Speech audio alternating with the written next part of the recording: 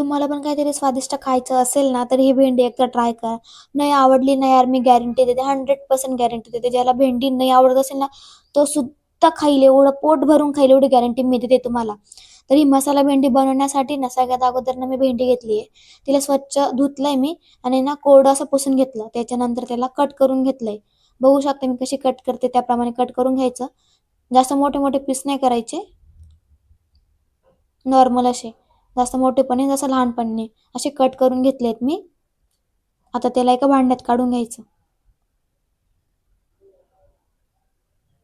एका भांड्यात काढले मी, त्याच्यानंतर त्यात चटणी टाकली मी. त्याच्यानंतर हळद टाकली आहे, मीठ टाकलंय, लिंबूचा रस टाकलाय. लिंबूचा रसने ना जे चिकटपणा आहे ना तो चालला जातो. त्याच्यानंतर 1.5 चम्मच आहे ना बेसनचं पीठ टाकलं होतं, मिक्स करून टाकलं होतं. बघू शकता तर असं झालंय. त्याच्यानंतर मिक्स करून झालं ना, गॅस ऑन करायचा, त्यावर कढई ठेवायची. त्यात ना 3-4 पळी तेल टाकायचं. थोडं बेटरच तेल टाकायचं.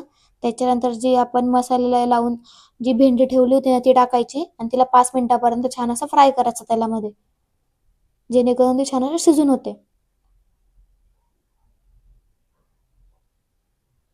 तर ती कोरडी झाली होती म्हणून मी परत थोडंसं तेल टाकलं, एक पळी.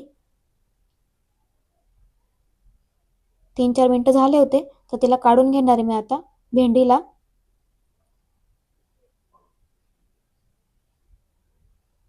80% याच्यात शिजून होते ती. त्याच्यानंतर त्यातच मी थोडं तेल आणखीन वाढवलं.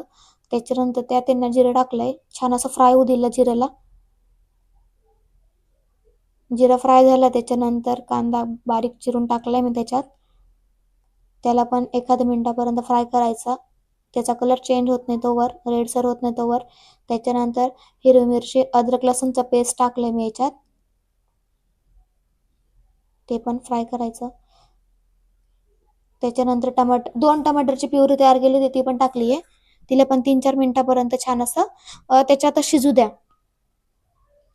जसं जसं भाजी बनत होती तसं तसं स्मेल, यार एवढी जबरदस्त भूक लागत होती मला ते वासानेच, एवढं छान टेस्टी स्मेल येत होता ना.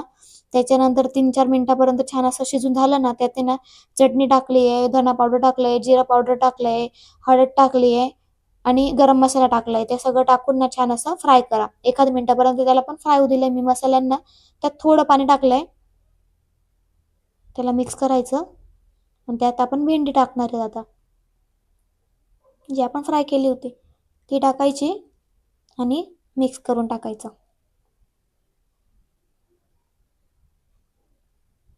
आणि मस्त एखाद मिनिटापर्यंत छान त्यातच राहू द्या.